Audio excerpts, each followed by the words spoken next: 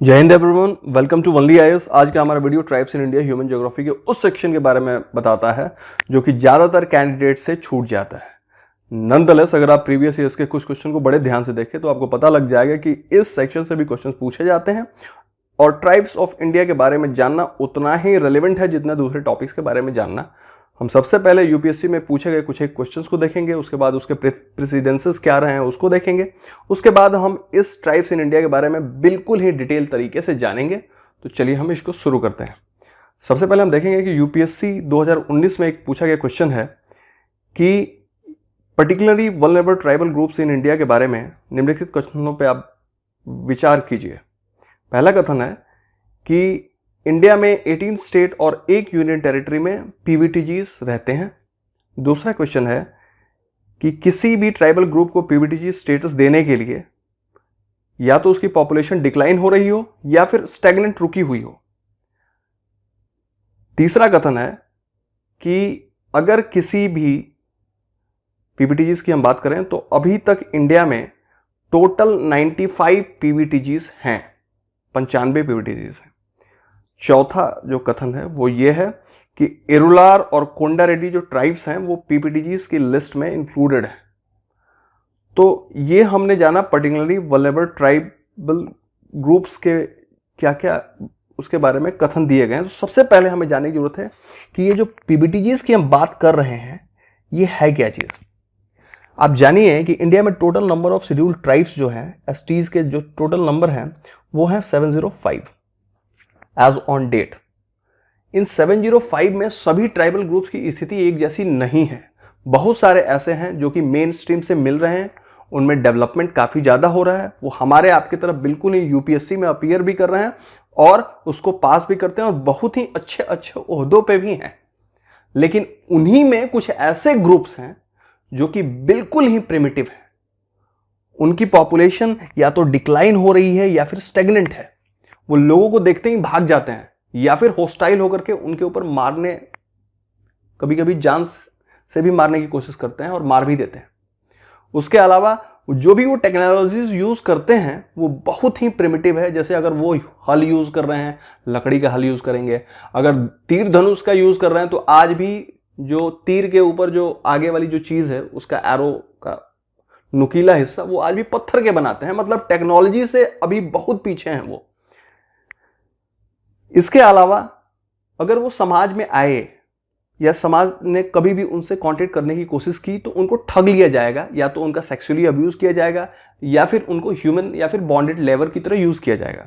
मतलब कि वो बहुत ही वल्नरेबल हैं। तो ये सारे क्राइटेरियाज हैं जिससे किसी ट्राइबल ग्रुप को दूसरे ट्राइबल ग्रुप की अपेक्षा बहुत ही प्रिमिटिव समझा जाता है। और अगर वो इन क्राइटेरिया को फुलफिल करते हैं तो उनको पीवीटीजीज में डाल दिया जाता है कि पर्टिकुलरली वल्नरेबल ट्राइबल ग्रुप्स हैं ये। तो हमने 4 इसके बारे में स्टेटमेंट देखे। अब हम जानेंगे कि टोटल अभी तक जो शेड्यूल्ड ट्राइब्स हैं 705, इसमें सिर्फ 75 ऐसे ट्राइबल ग्रुप्स हैं जिनको कि पीवीटीजीज का दर्जा दिया गया है। तो इस तरह से जो हमारा थर्ड स्टेटमेंट है कि इंडिया में अभी तक ऑफिशियली नोटिफाइड 95 पीवीटीजीज हैं, थर्ड जो है वो गलत हो जाता है। अब सेम हम एलिमिनेशन मेथड इसमें लगा देंगे। एलिमिनेशन मेथड लगाते ही हम देखेंगे कि जो थर्ड स्टेटमेंट है वो हमारे ऑप्शन ए में भी है, बी में भी है और डी में भी है। मतलब देखिए यहाँ पे भी 3 है और 3 है। तो इस तरह से ए, बी और डी हमारा गलत हो गया। इस तरह से हमारा ऑप्शन सी जो है वो सही है, 1, 2 एंड 4। अब हम नेक्स्ट क्वेश्चन देखेंगे। ठीक, यूपीएससी 2019 में ही ये पूछा गया है कि भारत के संविधान में किस अनुच्छेद के तहत अगर किसी ट्राइबल लैंड को, ट्राइबल्स की भूमि को प्राइवेट पार्टी को माइनिंग के लिए दिया जाता है तो वो नल एंड वॉइड हो जाएगा। मतलब कि उसको नहीं दिया जा सकता संविधान के अनुसार से, संविधान के किस अनुच्छेद के हिसाब से। अब देखिए, आपको एक नजर में देखने में क्वेश्चन लगेगा कि ये कॉन्स्टिट्यूशन से पूछा गया है तो पॉलिटी का क्वेश्चन है, लेकिन ध्यान से देखिए इसमें हम ट्राइबल लैंड की बात कर रहे हैं। ट्राइबल लैंड की जैसे ही हम बात करते हैं तो यहां पे बात आ जाती है कि ट्राइबल लैंड मतलब कि ट्राइब्स इन इंडिया के बारे में, किन किन जगहों पे वो रहते हैं उसके बारे में, मतलब कि ये ह्यूमन ज्योग्राफी का क्वेश्चन है। ऑफ कोर्स अगर आप यूपीएससी के लिए अपीयर कर रहे हैं तो आपको पॉलिटी और कॉन्स्टिट्यूशन पता है। तो चलिए, अगर पता है तो हम देखते हैं कि इसमें कौन से ऑप्शन सही हैं। हमारे पास ऑप्शन है A 3rd schedule, B 5th schedule, C 9th schedule और डी 12th शेड्यूल। आप जानते हैं कि जो 3rd शेड्यूल है वो है फॉर्म्स ऑफ ओथ और अफर्मेशन, शपथ या फिर प्रतिज्ञान के प्रपत्र। तो ये जो है हमारा गलत हो गया। दूसरा है 5th शेड्यूल। अब 5th शेड्यूल हमारा कहता है कि शेड्यूल एरियाज क्या है, शेड्यूल एरियाज के बारे में कहता है और साथ ही ये शेड्यूल ट्राइब्स के बारे में कहता है, उनके एडमिनिस्ट्रेशन कैसे होंगे इसके बारे में बताता है। अब इसके टोटल 4 पार्ट होते हैं, ए बी सी और डी। ए जो है वो इसका जनरल बताता है, बी जो है वो ये बताता है कि शेड्यूल्ड एरियाज या फिर शेड्यूल्ड ट्राइब्स का जो टोटल एडमिनिस्ट्रेशन है वो कैसे होगा, सी जो है वो ये बताता है कि शेड्यूल्ड एरिया क्या क्या है और डी इनके अमेंडमेंट के बारे में बताता है। अगर हम 6th शेड्यूल की बात कर रहे होते हैं, मतलब कि ये बिल्कुल ही इंडिकेट करता है कि ये ट्राइबल लैंड के बारे में और ट्राइबल के एडमिनिस्ट्रेशन के बारे में बताता है, मतलब 5th schedule may be one answer. तो इसको हम स्टार करके चलते हैं। अब देखिए, अगर हमारे पास ऑप्शन सी में 9th की जगह 6th होता तो हमारी परेशानी बढ़ सकती थी। अब 6th क्या है कि 6th खासकर बताता है कि अगर आसाम, मेघालय, त्रिपुरा या फिर मिजोरम उसके ट्राइबल एडमिनिस्ट्रेशन के बारे में, तो उसमें भी ट्राइबल है तो हम एक बार सोचने के लिए मजबूर हो सकते थे। लेकिन यहां पे सी ऑप्शन है 9th शेड्यूल, जो कि 9th शेड्यूल बताता है वैसे एक्ट्स या रेगुलेशन के वैलिडेशन के बारे में। तो सी भी हमारा गलत हो गया, ए हमारा ऑलरेडी गलत हो चुका है। अब हम चलते हैं डी 12th शेड्यूल के बारे में, जो कि बताता है इंडेक्स, जो कि खासकर हमारे आर्टिकल 243 बी के बारे में बताता है। 243 डब्ल्यू जो कि 1992 का एक अमेंडमेंट हुआ था, उससे अर्बन प्लानिंग और बाकी सारी चीजें इसमें आती हैं। तो हमारा 12th शेड्यूल भी सही नहीं है। तो सही कौन सा हुआ? 5th schedule. तो इस तरह से हमारा आंसर बी सही है। वैसे ही अगर इसके प्रेसिडेंस देखें, ये तो 2019 में बिल्कुल ही ताजे क्वेश्चन है, उसके पहले भी ये क्वेश्चन पूछे जाते थे। चलिए हम देखते हैं कुछ एक क्वेश्चन जो कि यूपीएससी 2014 में पूछे गए। अब ये क्वेश्चन क्या है कि अगर चांगा कम्युनिटी की हम बात करते हैं जो कि इंडिया में रहती है, उसके बारे में कुछ स्टेटमेंट्स के ऊपर हम विचार करेंगे। अब फर्स्ट स्टेटमेंट जो है वो ये है कि ये मुख्यतः जो चांगपा कम्युनिटी है वो स्टेट ऑफ उत्तराखंड में पाई जाती है। ये पश्मीना गोट, जिनसे कि पश्मीना वुल मिलता है और उससे पश्मीना शॉल वगैरह बनती है, काफी फेमस है हमारे इंडिया में पश्मीना की शॉल। तो उस पश्मीना गोट को ये चराते हैं या उसको लेकर रियर करते हैं, ये पालते हैं। तीसरा है कि इनको शेड्यूल ट्राइब की कैटेगरी में रखा गया है। तो ये 3 हमारे पास स्टेटमेंट हो गए। अब अगर इस क्वेश्चन को आपको पूरा करना है तो चांगपा कम्युनिटी के बारे में जानना है, तो ट्राइब्स इन इंडिया के सारे वीडियोस को ऑलमोस्ट 3 या 4 होंगे, उनको बिल्कुल अच्छी तरह से देखना पड़ेगा, बिल्कुल ही उसके बारे में होगा। लेकिन यहां पे मैं आपको बिल्कुल ही बताते हुए चलूंगा। ध्यान दीजिए, चांगपा कम्युनिटी एक सेमी नॉमेडिक कम्युनिटी है, सेमी नॉमेडिक ट्राइब्स है, जो कि खासकर हमारे यूटी ऑफ जे&के एंड लद्दाख में पाई जाती है, सिर्फ इन 2 जगहों पे। तो इस तरह से हमारा ऑप्शन 1 जो है वो they live mainly in state of Uttarakhand, ये गलत हो गया। ध्यान दीजिए, हमारा अगर 1 गलत हुआ तो हमारा ऑप्शन ए और ऑप्शन डी खत्म हो गया, ये हो गए हमारे एलिमिनेट। फिर हम जानते हैं, अब देखिए हमारे पास बी और सी अभी भी बचे हैं, हो सकता है सिर्फ तीसरा सही हो सकता है बी दूसरा और तीसरा दोनों सही हो। ध्यान दीजिए, जैसे ही हमने कहा, थोड़ा सा आपको बस दिमाग लगाने की जरूरत है कि ये जो चांगपा कम्युनिटी है सेमी नोमैडिक है, मतलब कि अर्ध खाना बदोश है, एक जगह पे भोजन खत्म हो गया तो दूसरी जगह पे चले जाएंगे, कुछ एक उसी जगह पे रह जाएंगे, तो ऐसा इनका नेचर होता है। मैंने आपको कहा था कि ये UT of जे&के and UT of Ladakh में पाए जाते हैं और ये बात तो बिल्कुल ही थी। और जैसे ही हम ट्राइबल्स की बात करें तो ये ट्राइब्स तो हैं ही, तो इसका मतलब थर्ड हमारा सही है। तो अगर थर्ड सही है और जेएनके में अगर ये रहते हैं तो बिल्कुल ही ये पश्मीना गोट को रियर करते हैं। तो इस तरह से सेकंड भी हमारा सही है, इसलिए ऑप्शन बी जो है ये हमारा सही हुआ 2 और 3। वैसे ही अगर यूपीएससी के 2014 में पूछा गया एक और क्वेश्चन हम देखें कि इंडिया में किस ट्राइब की पॉपुलेशन सबसे ज्यादा है, हमारे पास ऑप्शन है ए भील, बी मीना, सी गोंड और डी सहरिया। इसका आंसर जानने के लिए आप थोड़ा सा एक स्लाइड आगे चलिए और आप देखिए कि ये जो हमारा पूरा मैप है ये बताता है कि इंडिया में कौन सी प्रोमिनेंट मतलब जिनके पॉपुलेशन ज्यादा है वो कौन कौन सी हैं।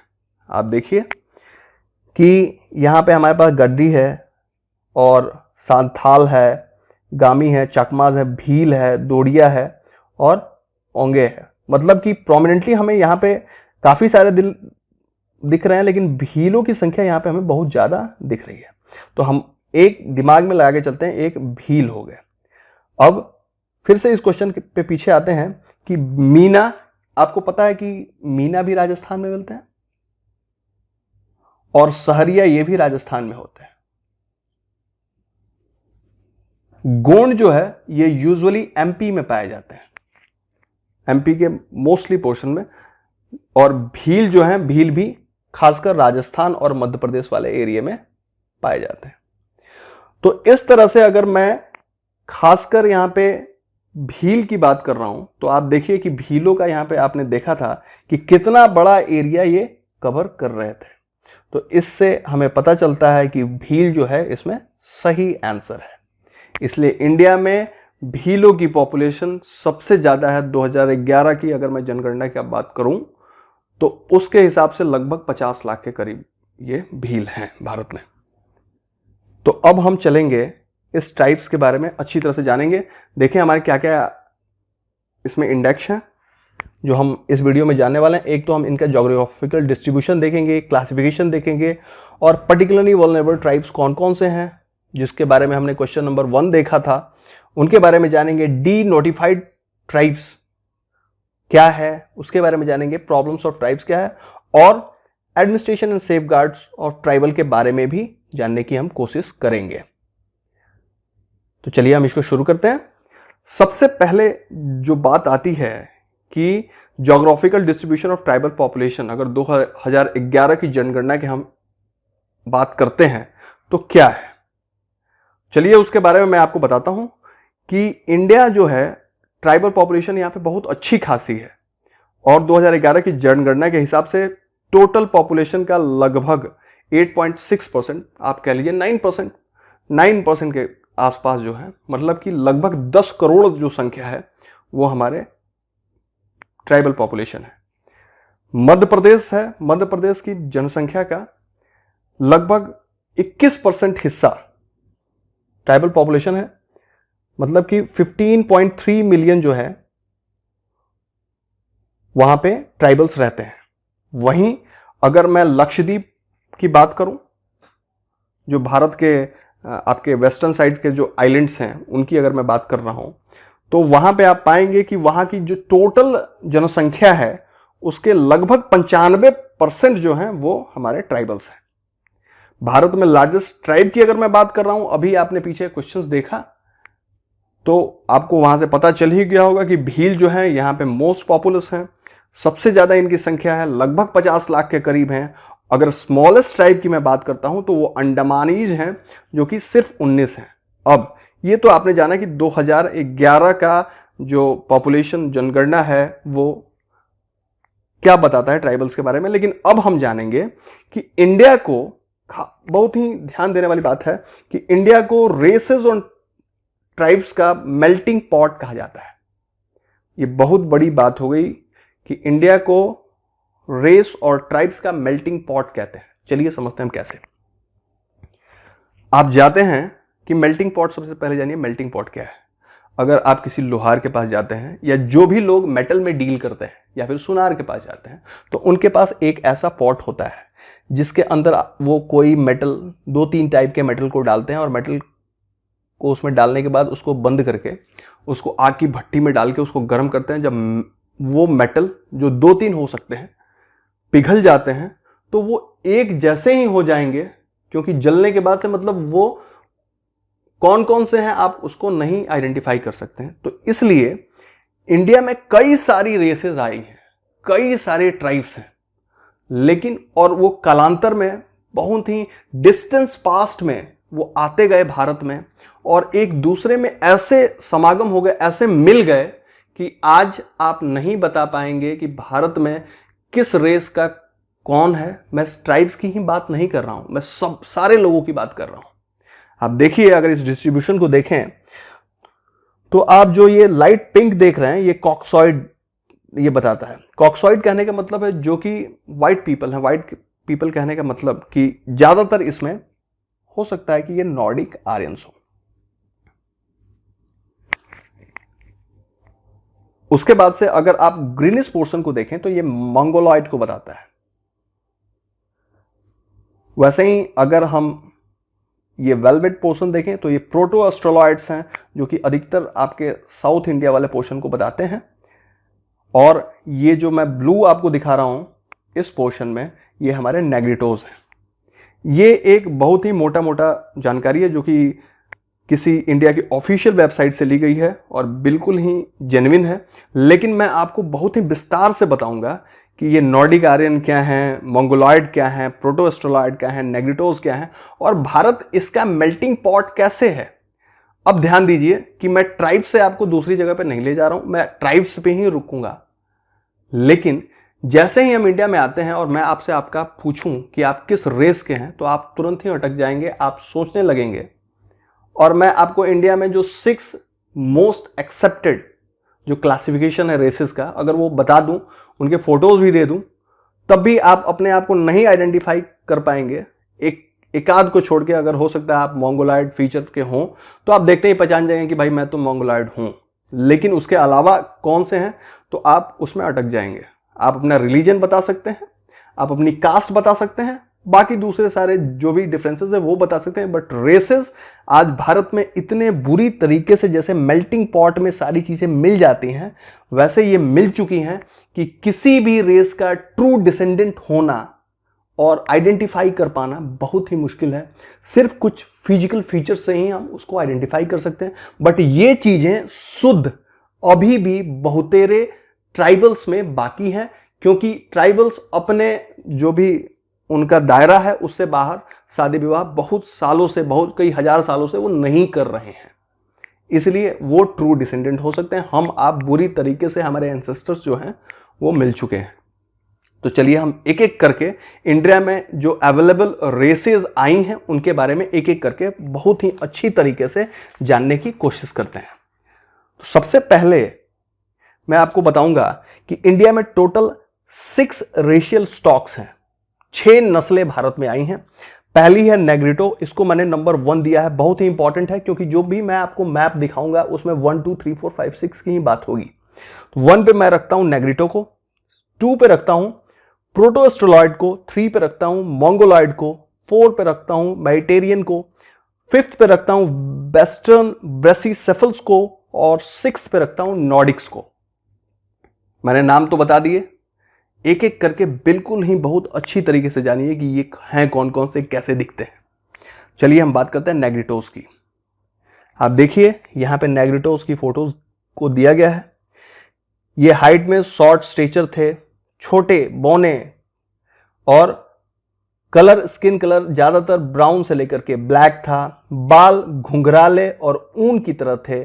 नोज जो थी इनकी वाइड, चौड़ी और मोटी थी। लिप्स वाइड और रिवर्स, हेड वाइड, और फोरहेड जो माथा है आगे वाला वो फूला हुआ सा। मतलब अगर इनको ध्यान से देखें तो आपको लगेगा कि ये अफ्रीकन डिसेंडेंट है।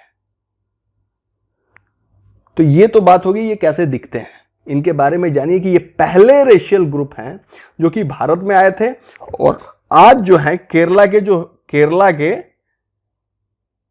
हिली एरियाज हो गए और ज्यादातर अंडमान में पाए जाते हैं। मैं अंडमान की बात कर रहा हूं।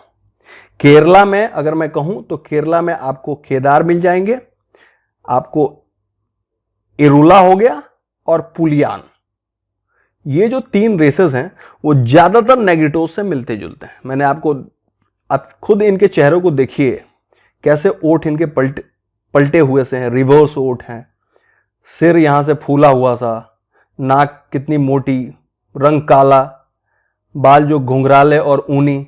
आपने बहुत सारे अफ्रीकन को देख रखा है। तो मतलब कि ये या तो अफ्रीका या ऑस्ट्रेलिया या उसके पास के जो आइलैंड्स हैं उनके जो भी प्रिमिटिव लोग रहे हैं उनसे संबंधित हैं। इनकी चमड़ी काली होती है, आपने बिल्कुल आसानी से देख लिया। लेकिन क्या आप इस बात को जानते हैं कि इनको कहा जाता है कि ये भारत के एब ओरिजिनी हो सकते हैं। अब बीएस गुहा साहब, जिनके सबसे ज्यादा ये क्लासिफिकेशन जो मैं आपको बता रहा हूं, उनके हिसाब से तो जो जितने भी जो 6 क्लासिफिकेशन है, कोई भी भारत का एब ओरिजिनी नहीं है। बट कई सारे इतिहासकार या फिर जो भी ह्यूमन ज्योग्राफी या फिर एंथ्रोपोलॉजी के बारे में बताते हैं, वो ये कहते हैं कि ये भारत के एब ओरिजिनी हैं। और अभी खासकर मैंने आपको जगह बताया, केरला में ये जो 3 हो गए, और अंडमान में मूलतः ये पाए जाते हैं नेग्रिटोस। आपने नेग्रिटोस को देख लिया। आप अपने मध्य में से मेरे हिसाब से बहुत कम लोग होंगे जो अपने आप को इनसे आइडेंटिफाई कर पाएंगे, क्योंकि इनकी संख्या बहुत ही कम है। आप देखिए, मैंने 1 की बात कही थी। 1 कहां लिखा है? 1 ये लिखा और 1 ये पूरा लिखा। दूसरी जगहों पे 1 मतलब कि ये हमारा केरला वाला हिस्सा हो गया, खासकर जो केरला के हिली रीजन हो गए, यहां पे भी आपको 1 ये दिखा मिल गया। तो ये जो है हमारे नेग्रिटोस, केरला वगैरह के जो हिल्स वाले एरिया हैं, और दूसरा अंडमान और निकोबार आइलैंड्स में ये पाए जाते हैं। नेक्स्ट हम चलते हैं, हम जानेंगे प्रोटो एस्ट्रोलॉयड के बारे में। अब जो प्रोटो एस्ट्रोलॉयड, इनका भी आप चेहरा देखिए। हाइट जो है इनकी, या तो ये बौने होते थे या कुछ एक मीडियम स्टेचर के होते थे। Medium stature maximum 5'3", 5'4". Skin colour वैसे ही ब्राउन और ब्लैक। हेयर इनकी डिफरेंट है। आपने उनका हेयर देखा था जो नेग्रिटोस के, वो घुंघराले थे, लेकिन इनकी हेयर या तो आपको सीधी मिलेगी, सीधे सीधे सीधे सीधे इनके हेयर हैं, और बाल बहुत ही इनके घने हैं, ऊनी बाल इनके नहीं हैं। अब इस नस्ल के लोग नेग्रिटोस के तुरंत बाद आए थे, और मूलतः ये ऑस्ट्रेलिया से आए थे। सबसे पहले आए थे, इसलिए इनको प्रोटो एस्ट्रोलॉयड कहते हैं। यूजुअली ये ऑस्ट्रेलिया के आदिवासियों से, मतलब इनकी जो भी जीनियोलॉजी है, वो जेनेटिक्स, रेस, जो भी चीज़ आप कह लीजिए, वो ऑस्ट्रेलिया के जो प्रिमिटिव्स हैं उनसे संबंधित है। ज़्यादातर ये लोग मध्य भारत और खासकर राजमहल की पहाड़ियों से लेकर के अरावली तक पाए जाते हैं। और इसमें जो मूल हैं वो कौन कौन से हैं आप देखिए। संथाल्स, हिस्ट्री पढ़िए, भारत के स्वतंत्रता संग्राम के बारे में पढ़िए, प्रथम स्वतंत्रता संग्राम के बारे में पढ़िए, आप पाएंगे कि इनका बहुत अच्छा योगदान रहा है। संथाल ऐसे थे, means these were the people who were never subjugated by anyone. चाहे हमारे यहाँ के लोकल लैंडलॉर्ड हो या फिर अंग्रेज हो, अगर इन्होंने हथियार लगा दिया, अंग्रेजों की गोलियां चलती गई, इनकी लाशें गिरती रही, लेकिन संथाल पीछे नहीं हटे। वेस्ट बंगाल में अभी भी इनके नाम पे आप जानते हैं कि संथाल परगना है। वैसे ही आप जानेंगे कि भील हो गए। आपने जाना था कि भील कहाँ पाए जाते हैं, राजस्थान के कुछ एक हिस्सों में।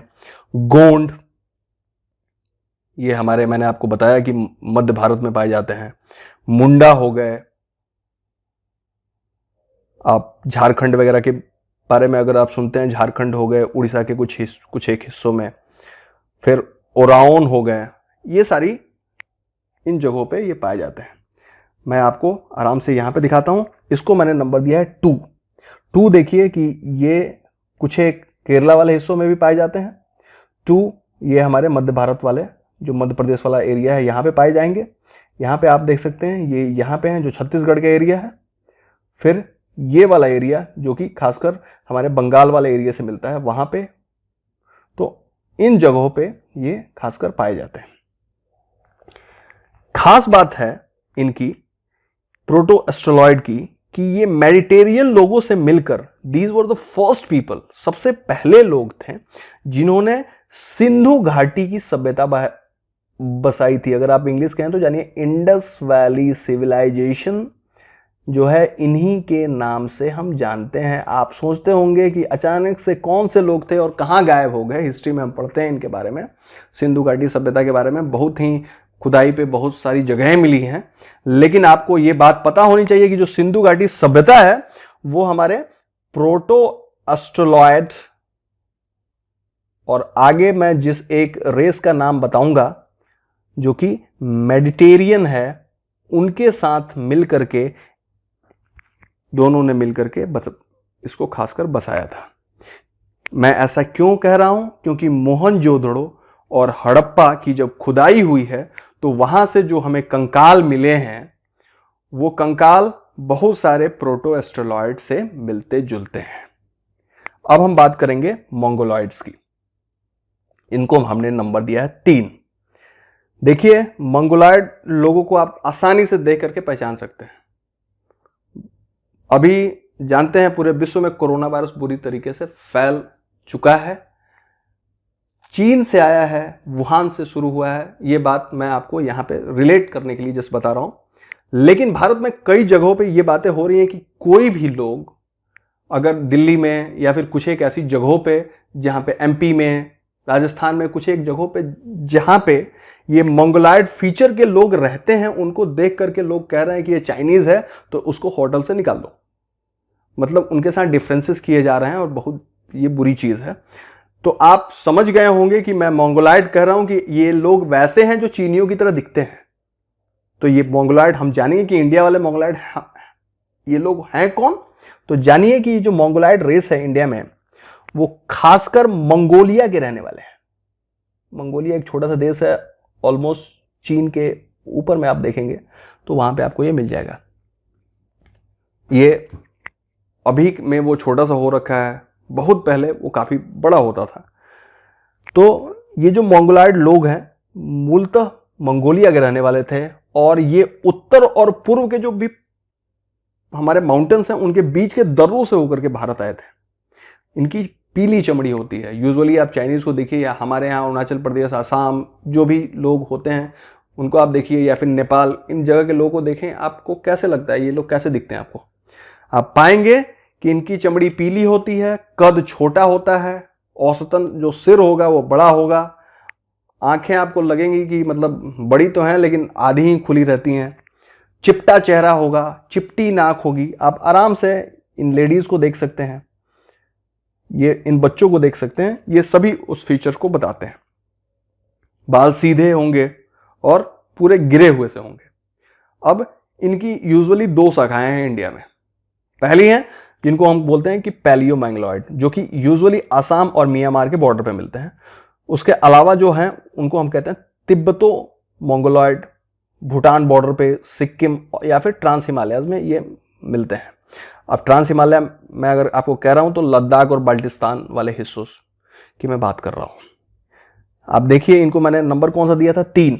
देखिए, यूटीज ऑफ जेएनके, लद्दाख, ये देखिए आप, मतलब हिमालय वाले हिस्से की जो मैं बात कर रहा हूं, यहां पे आप देख सकते हैं ये सेम वही हिस्सा है। फिर आप इनको यहां पे पाएंगे कि जो भूटान, सिक्किम वगैरह से लगे हुए जो हमारा पूरा नॉर्थ ईस्ट है, ये वाला हिस्सा, तो यहां पे ये मंगोलॉइड पाए जाते हैं। नेक्स्ट जो नंबर आता है वो हम चलते हैं मेडिटेरियंस के बारे में। अब मेडिटेरियन जो है, मेडिटेरियंस लोग भारत में बहुत ही मतलब कई 2-3 तरह के हैं। कैसे आप जानेंगे? यूजुअली जब मैं किसी साउथ इंडियन से मिलता हूं तो कई सारे साउथ इंडियन, यूजुअली जब हमारे बीच में बातें होती हैं, मैं एक नॉर्थ इंडियन हूं, जब उनसे मैं बातें करता हूं तो वो ये कहते हैं कि वो भारत के एब ओरिजिनी हैं। But when I could read the books, अच्छी तरह से मैंने जब जाना तो मुझे पता चला कि ये भी यहाँ के एब ओरिजिनी नहीं है। कहते हैं कि द्रविडियन वही यहाँ के एब ओरिजिनी है, लेकिन ऐसा नहीं है। मैं आपको बताता हूं वो हैं कौन। इनको कहा जाता है मेडिटेरियन। भूमध्य सागर का आपने नाम सुन रखा है। भूमध्य सागर के पास से बहुत सारे लोग बहुत ही डिफरेंट पास्ट में आर्यों से पहले भारत में आए थे, और ये लोग जब भारत में आए तो इनकी 3 शाखाएं थी। जो पहली शाखा सबसे पहले आई, पेलियो मेडिटेरियन, वो जब भारत में आई, इन्हें ही हम द्रविड़ कहते हैं। आप देखिए, you can see the features of this girl. आप देख सकते हैं यूजुअली जो भी साउथ इंडिया के लोग पाए जाते हैं वो यही लोग हैं, इनको द्रविड़ कहा जाता है। मध्यम ऊंचाई के होते हैं, चमड़ी ज्यादातर काली होगी, शरीर अच्छा होगा, हिस्पुष्ट होगा, और सिर लेकिन आप पाएंगे कि लंबा होता है। देखिए आप, सिर इनका यूजुअली लंबा है। ये जब ये आए थे तो सबसे पहले ये सिंध, राजस्थान और गुजरात वाले इलाकों में इन्होंने खेती शुरू की थी। और जो भी लोग इनके बाद में आए उन्होंने क्या किया कि इनको धकेला और इनकी जगह पे कब्जा कर लिया, और उसके बाद से धीरे धीरे ये शिफ्ट होकर के साउथ इंडिया में आ गए। और आप कह सकते हैं मध्य भारत के कुछ हिस्सों में या फिर दक्षिण की तरफ ये आने लगे और लास्टली साउथ इंडिया में पहुंच गए।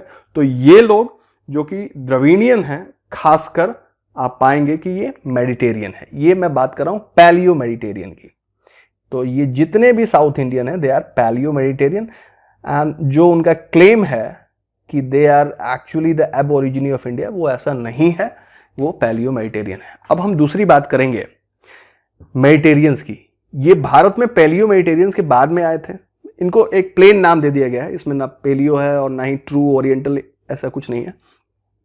और यही वो लोग हैं जब मैं आपको प्रोटोस्टोलॉइड बता रहा था, उस समय मैंने आपको बताया था कि इन्होंने प्रोटोस्टोलॉइड के साथ मिलकर के क्या शुरू किया था, Indus valley civilisation. Indus valley civilisation, Harappa Mohenjodaro में खेती वगैरह सारी चीजों की शुरुआत इन्होंने की थी। और इन्हीं लोगों ने जो है ब्रॉन्ज मतलब कांस्य युग की शुरुआत की थी। अब बाद में जब दूसरे लोग आए तो उन्हें सिंधु घाटी से गंगा वाले घाटी की तरफ इनको धकेल दिया गया, और वहां से कुछ एक विंध्याचल यानी कि विंध्याचल के दक्षिण की तरफ या फिर कुछ मध्य भारत में भी आ गए। खासकर आप पाएंगे कि जो अभी तक बहुत सारे लोग को मतलब मध्य भारत में अधिकतर जो लोग हैं जो कि कई एक हिस्सों से ये संपर्क रखते हैं, तो मैं आपको एग्जांपल देखता हूं कि मध्य भारत के अलावा अगर आप नॉर्थ में भी आते हैं तो वहां पे अगर मैं बिहार की बात करूं तो बहुत सारे जो निचली जाति के लोग हैं वो इससे संबंधित हैं, मेडिटेरियन से। मैं आपको क्यों ऐसा बता रहा हूं, क्योंकि आप पाएंगे कि जब बिहार में नेक्सलिज्म, फिर मैं अपने टॉपिक से डाइवर्ट नहीं हो रहा, बिल्कुल आपको बता रहा हूं कि नेक्सलिज्म जो है आज ट्राइबल्स के साथ जोड़ा जाता है। छत्तीसगढ़ देख लीजिए, मध्य प्रदेश देख लीजिए, कई एक इलाके देख लीजिए, वहां पे इसका नाम लिया जाता है। तो इसको मैं जोड़ रहा हूं कि बिहार में जब नेक्सलिज्म अपने चरम पे था तो उस समय एक घटना हो रही थी कि बहुत सारे जो कि नक्सलाइट अधिकतर ट्राइबल लोगों को ल्योर करके, जो नक्सलाइट में इलीट्स हैं उनको बेवकूफ़ बना करके इसमें शामिल कर लेते थे। तो खासकर इन जिन लोगों को ये मारते थे वो गोरे लोग होते थे। अब गोरे लोग हैं कौन, उस समय इसको कास्ट का रंग दिया गया कि कास्ट, अधिकतर जो बिहार में पाएंगे जो कास्ट, ऊंचे कास्ट के लोग हैं, चाहे वो गोरे हैं, वो अधिकतर उसमें मतलब ऊंचे कास्ट वाले हैं। अब चाहे आप राजपूत कह लीजिए, ब्राह्मण कह लीजिए, या फिर भूमिहार, या फिर जो कायस्थ, लाला आप हो गए, ये चार जातियों के लोग आप पाएंगे कि वो गोरे पाए जाते हैं। इसलिए जब नक्सलिज्म वहां पे चरम पे था तो ये लोग उनको मारते थे। तो मैंने आपको बताया कि ये वही लोग हैं जो कि अधिकतर इन इलाकों में जाकर के बस गए हैं। और आज ये ट्राइबल्स नहीं है, बहुत ट्राइबल्स नहीं है, कुछ एक मीडियम क्लासेस में भी ये आ गए हैं, और हमारे कई सारे जो मिडिल क्लास हैं उसमें भी हैं। तो इस तरह से ये मेडिटेरियंस ही हैं। लेकिन ये पैलियो मेडिटेरियन ना होकर के सिर्फ मेडिटेरियन है। जो लास्ट है मेडिटेरियंस में, उनको हम कहते हैं ट्रू मेडिटेरियंस, ट्रू या फिर ओरिएंटल मेडिटेरियंस। ये बहुत ही बाद में भारत में आए थे और ज्यादातर ये पाकिस्तान और पंजाब, सिंध, राजस्थान या फिर वेस्टर्न उत्तर प्रदेश के हिस्सों में आज भी बसे हुए हैं। फिर मैं बात करूंगा वेस्टर्न ब्रेसिसेफल्स की। अब ये वेस्टर्न ब्रेसिसेफल्स क्या है, आप देखिए यहां पे मैंने दो पिक लगा रखी हैं। इनमें आप देखेंगे कि एक आपको बिल्कुल ही ट्राइबल दिख रहा है और दूसरा बहुत ही एक अच्छे फैमिली से, या फिर इसका आप पहनावा देखिए तो एक मिडिल क्लास व्यक्ति आपको ये लग रहा है। टेक्सचर दोनों में ही कपड़े की वजह से हो सकता है आपको चेंज लगते हो, लेकिन अधिकतर जो चीजें हैं आपको मिलती हुई सी लगेंगी। तो इनकी कैरेक्टरिस्टिक क्या है? ब्रॉड हेड होता है और लगभग मध्यम ऊंचाई के होते हैं। इनकी स्किन जो होती है लाइट स्किन होती है, मतलब बहुत ज्यादा ये काले नहीं होते हैं।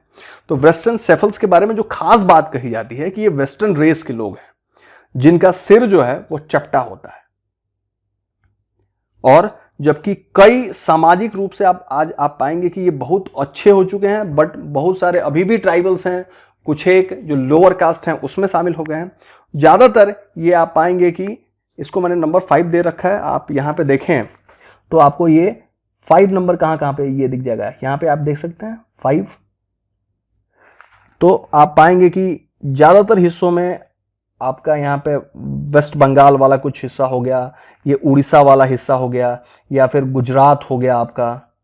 तो यहाँ पे देखिए ये आपका गुजरात हो गया, फिर आपके महाराष्ट्र के भी कुछ एक हिस्सों में आपको ये मिल जाएंगे, फिर आपको तमिलनाडु में ये मिल जाएंगे, और कर्नाटका आदि, मतलब कई जगहों पे ये पाए जाते हैं जिनको हम कहते हैं वेस्टर्न ब्रेसिसिफल्स। मैं आपको फिर से बता रहा हूं कि ये पूरी जो चीज है ये इंडिया में पूरे लोगों की रेस के बारे में मैं बात कर रहा हूं, सिर्फ ट्राइबल्स के बारे में नहीं है। आप अपने आप को आइडेंटिफाई कीजिए कि किस में आप फॉल होते हैं, बट आई डाउट कि आप कर पाएंगे, क्योंकि इतना मिश्रण हुआ है। जो मेन स्ट्रीम में आ चुके हैं, हमारे पूर्वजों ने कई जगहों पे ऐसे शादियां की, कई रेसेस मिलती गई, उसके बाद से हम लोग मतलब ट्रू डिसेंडेंट नहीं है।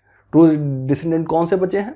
यही ट्राइबल्स, जो कि अपनी चीजों को बचाने के लिए, जान बचाने के लिए जंगलों में भाग गए, वो आज भी वैसे के वैसे हैं, कई सारे प्रिमिटिव वैसे ही हैं। लास्टली जो मैं बात करूंगा वो मैं बात करूंगा नॉर्डिक्स की। और नॉर्डिक्स आप यहां पे देख सकते हैं, नॉर्डिक्स ज्यादातर हम इनको आर्यंस ही समझते हैं। ये पूरा हिस्सा आप देख रहे हैं कि ये नॉर्डिक्सों का हिस्सा है। ये अंतिम रेस है जिसके लोग भारत में आए थे। ये यूजुअली आप रशिया के जो सबसे नीचे जो यूरोप के साथ लगता हुआ हिस्सा है, आपका टाइगा हो गया या फिर बाल्टिक वाले जो क्षेत्र हो गए, वहां से ये लोग आए थे।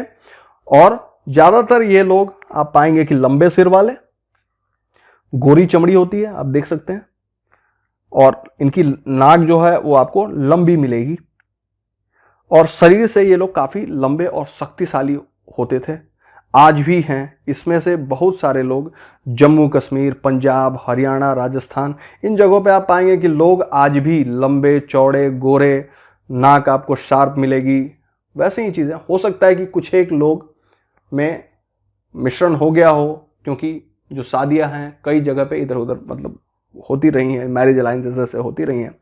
आसपास राजस्थान के जो राजपूत जिन जिन जगहों पे गए, वो आप जाटों की कम्युनिटी को ले लीजिए, ब्राह्मणों को ले लीजिए, तो कई सारे ये आज भी नॉर्डिक आर्यन से मतलब ज्यादातर फीचर्स इनके आपको मिल जाएंगे।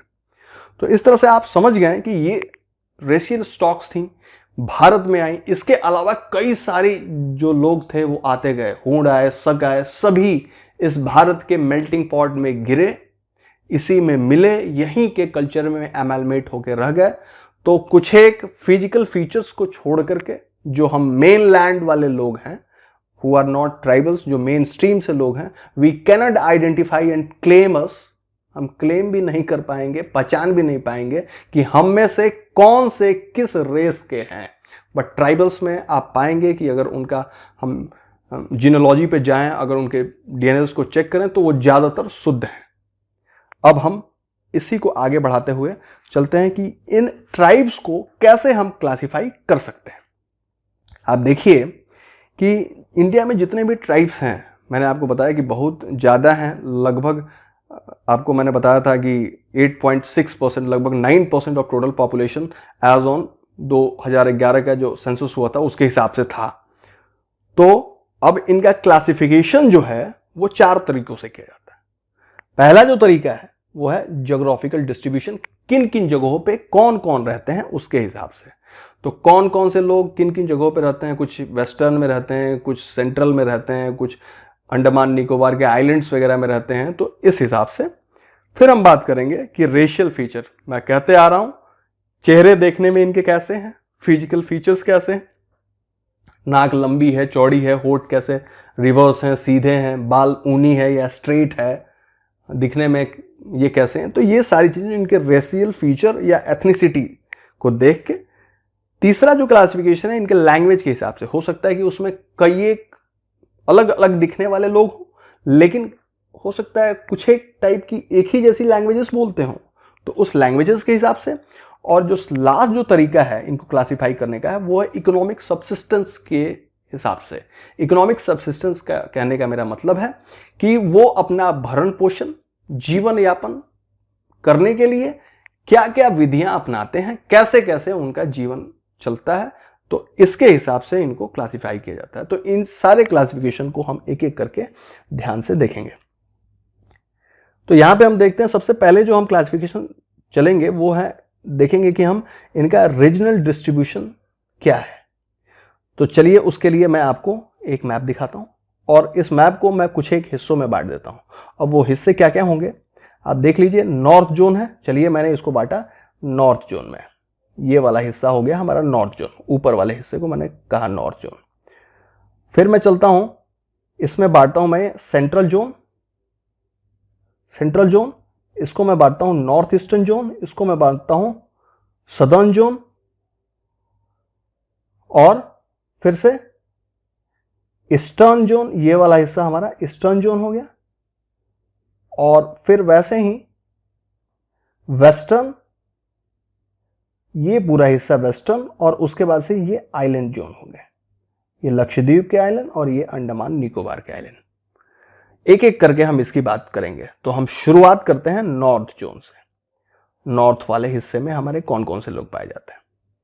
नॉर्थ में आप देखिए हमको मिलते हैं भोटिया, जो कि ज़्यादातर आपको ये गढ़वाल, कुमायूं, जो भी उत्तराखंड वाले जगह हैं, या फिर सिक्किम, जो सिक्किम वाला एरिया हो गया, वेस्ट बंगाल का एरिया हो गया, वहां पे मिलते हैं। उसके बाद से हमें मिलते हैं गुजर, जो कि हमारे जेएनके और हिमाचल वाली जगहों पे मिलते हैं। फिर उत्तराखंड हो गया, आपको थारूज मिलेंगे, उत्तराखंड, यूपी और बिहार के तराई क्षेत्र में लेपचास मिलेंगे, खासकर हमारे सिक्किम वाले इलाके में। वैसे ही अगर हम नॉर्थ ईस्ट की बात करें तो यहाँ पे लुसाई, गारो, खासी, नागा, ये सारे लोग मिलेंगे, मतलब इस वाले इलाके में। आपको पता है कि नॉर्थ ईस्ट में ही हमारे गारो, खासी और जयंतिया हिल्स हैं। नागा जो है हमारे नागालैंड के हो गए, और ये जो गारो, साधारण सी बात है, मेघालय और आसाम वाले हिस्से में मिलेंगे। खासी भी मेघालय और हमारे त्रिपुरा वाले इलाकों में मिलेंगे। लुसाई जो हो गए वो मिजोरम और त्रिपुरा वाले इलाकों में मिलेंगे। अब सीधे हम चले आते हैं सेंट्रल पे। सेंट्रल में शुरू में ही मैंने आपको बताया था कि यहाँ पे आपको गोंड्स मिलेंगे, बाइगाज मिलेंगे और मूरिया मिलेंगे। तो मूरिया जो है वो हमारे बस्तर और छत्तीसगढ़ में मिलते हैं। आप घबराइए मत नहीं, जो नेक्स्ट वीडियो होगी एक एक करके इन सारे ट्राइब्स के बारे में हम बहुत ही डिटेल तरीके से जानेंगे। अभी बस मोटा मोटा बस आप जान लीजिए कि ये कौन से लोग कहाँ कहाँ मिलते हैं। फिर हम चलते हैं साउथ में। साउथ में हमको तोड़ास मिल जाते हैं, ये जो साउथ वाला जोन है, तोड़ास मिल जाएगा। फिर वहीं पे चेंचू मिल जाते हैं, जो कि आंध्र प्रदेश में मिलेंगे। तोड़ास हमारे जो नीलगिरी और जो तमिलनाडु वाले हिस्से हैं वहां पे मिलेंगे। वैसे ही कुरुम्बा हो गए, जो कि कुरुम्बा में देखिए के है, तो आप जान लीजिए मैं कर्नाटका, केरला और लास्ट में तमिलनाडु की बात कर रहा हूं। और लास्ट में फिर काटास जो हैं वो नीलगिरी हिल्स और तमिलनाडु वाले हिस्सों में मिलते हैं। ईस्टर्न में मैं आ जाऊं, जो ईस्टर्न वाला ये वाला हिस्सा था, इसकी मैं बात करूं तो यहाँ पे आपको खोंड्स मिल जाएंगे, भूमिजी मिल जाएंगे, जुआंग मिल जाएंगे और संथाल मिल जाएंगे। संथालों के बारे में मैंने आपको काफ़ी अच्छे से बताया था कि ये इनका हमारे भारत के स्वतंत्रता संग्राम में इनका काफ़ी योगदान रहा है। और संथाल परगना करके वेस्ट बंगाल में एक जगह भी है, पूरा एक डिस्ट्रिक्ट इनके नाम से दिया गया है। तो ये काफ़ी ज़्यादा मतलब ऐसे लोग थे जिन्होंने कभी भी अंग्रेजों के सामने सबमिट नहीं किया। फिर हम लास्टली चलते हैं वेस्टर्न वाले हिस्से के बारे में। वेस्टर्न में आपको राजस्थान, एमपी वगैरह में भील्स मोस्ट पॉपुलस, सबसे ज़्यादा इनकी पॉपुलेशन है इंडिया में, भील्स राजस्थान एमपी वाले एरिया में। वैसे ही आपको यहाँ पे मिल जाएंगे गरासिया। गरासिया भी आपको राजस्थान और गुजरात वाले हिस्सों में मिलते हैं। फिर हमको मिलते हैं यहाँ पे सहारिया, ये भी राजस्थान और एमपी में मिलते हैं। लास्टली हम जो बात करेंगे वो बात कर रहे हैं आइलैंड्स वाले में कौन कौन से ट्राइब हैं। बिल्कुल ही बहुत ज़्यादा इंपॉर्टेंट है, कई एक क्वेश्चन इसमें से आते हैं। हम बात कर रहे हैं अंडमान और निकोबार को। आपको पता है अंडमान और निकोबार को बीच से एक 10 डिग्री चैनल है वो काटता है, निकोबार नीचे रह जाता है, अंडमान ऊपर वाले नॉर्दर्न वाले हिस्से को कहते हैं। तो सोमपेन, यहां पे हमको मिलते हैं सोमपेन, अंडमान और निकोबार में ये पूरे मिलते हैं। फिर हमें मिलते हैं ओंगे, ये भी हमारे अंडमान और निकोबार में मिलते हैं। जरावा काफी फेमस है और इनको इसलिए फेमस है, ओल्डेस्ट ट्राइब कहा जाता है अभी तक की। और लिटिल अंडमान और अंडमान निकोबार में मिलते हैं। लिटिल अंडमान कौन सा है? जहाँ पे नीचे वाला आप पाएंगे कि जो हमारा साउथ अंडमान है वो खत्म हो रहा है, उसके बीच में हमारा लिटिल अंडमान है। फिर सेंटिनल, बहुत ही बौने होते हैं, काफ़ी छोटे होते हैं और ये भी सेंटिनल ट्राइब्स, और ये भी अंडमान निकोबार में। तो इस तरह से आपने देखा कि एक भारत के पूरे मैप को हमने किस तरह से northern zone, north east zone, eastern zone, central zone, southern zone और उसके बाद से वेस्टर्न जोन में बांटा, और कौन कौन से लोग रहते हैं इनके बारे में डिटेल स्टडी जो है इन ट्राइब्स की, पूरा जो नेक्स्ट वीडियो होगा इसी पे है। एक एक ट्राइब्स को हम पकड़ेंगे, ऑलमोस्ट जो भी प्रोमिनेंट है, लगभग 30 आइलैंड ट्राइब्स उसके अलावे हैं, तो इनके बारे में हम बेहतर तरीके से जानेंगे। तो इसलिए आप यहाँ पे चिंता करने की जरूरत नहीं है। फिर हम जानेंगे कि लैंग्वेज के हिसाब से इनका डिस्ट्रीब्यूशन कैसे होता है। अब लैंग्वेज कुछ एक जो हैं इनमें द्रविडियन भाषा बोलते हैं, जैसे हमारे कोंड्स हो गए, ओरांस हो गए, टोडास हो गए, चेंचुस हो गए। वैसे ही ऑस्ट्रिक भाषा कई सारे बोलने वाले हैं, जैसे संथाल, संथाली, मुंडा, मुंडास हो गए। ऑस्ट्रिक, आप थोड़ा सोच रहे होंगे ऑस्ट्रिक क्या भाषा होती है, तो जो भी साउथ ईस्ट एशिया हमारा वाला हिस्सा हो गया, साउथ ईस्ट एशिया, या फिर पैसिफिक आइलैंड्स वाले हिस्से हो गए, या फिर साउथ एशियन वाले जो हमारे हिस्से हो गए थे, या फिर ईस्ट एशियन में, या फिर मेडागास्कर में जो भी भाषाएं बोली जाती थी उनको ऑस्ट्रिक लैंग्वेजेस बोलते हैं। तो उन लोगों को, उनमें कौन कौन से हैं? संथाल, मुंडा। तिब्बतो चाइनीज भाषा बोलने वाले कौन कौन से? नागा, मिसमी और भूटियाज और अभोर्स। तो इस तरह से आपने देखा कि रीजनल डिस्ट्रीब्यूशन के हिसाब से, लैंग्वेज के हिसाब से। थोड़ा सा और हम जानेंगे कि बेस्ड ऑन एथनिसिटी, मतलब फिजिकल फीचर के हिसाब से और एथनिसिटी के हिसाब से कौन कौन से हैं। नेग्रिटोस आपने शुरू में ही जाना था, अब आप जानिए कि नेग्रिटोस में कौन कौन से पाए जाते हैं। आपने पढ़ा था कि केरला में कुछ एक हैं, जो कि मैंने आपको बताया था, कुदरा हो गया, उसके बाद से इरुलार हो गए, या फिर पालियांस हो गए, जो कि इनकी तरह दिखते हैं, नेग्रिटोस की तरह, या फिर अंगमी नागाज हो गए। तो ये सारे। प्रोटोस्टोलॉइड के बारे में मैंने आपको बताया था कि प्रोटोस्टोलॉइड यूजुअली हमारे सेंट्रल वाले हिस्से में पाए जाते हैं। ये वही लोग हैं जिन्होंने कुछ एक मेडिटेरियन के साथ मिल करके जो है वो सिंधु घाटी सभ्यता की नींव रखी थी। तो प्रोटोस्टोलॉइड काफी ही फेमस है।